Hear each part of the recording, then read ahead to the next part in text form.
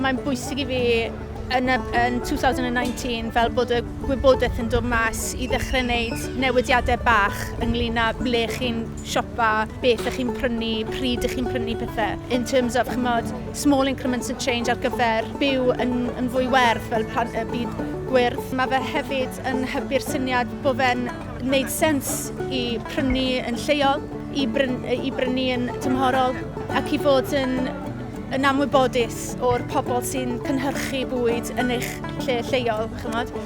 Dwi'n fan mawr o'r ffarmwr Gareth sy'n hybu cig ar y mynyddau. So mae bwyta cig o Gymru, o ffermwyr lleol a ffermwyr bach yn rhywbeth dylen ni bod yn neud. Fi wedi bod yn casglu caneuon trwy gydol yn oesi. A dwi'n pobl yn really gwybod bod fi wedi bod yn casglu recipes a proverbs ac o'n i'n meddwl gan bod pobl yn coginio trwy'r amser fi'n mynd yn gwrando ar y sioe radio fi. O'n i'n meddwl, fi'n rannu'r music pam na dwi'n tynnu mas y llyfr o'r taith a roi e mas mewn rhyw fath o llyfr coginio. Ond dwi ddim really yn llyfr coginio normal. Dwi'n meddwl bod e mwy fel llyfr hanes y byd trwy prism bwyd. A na beth yw e, really, it's a love letter i'r planet.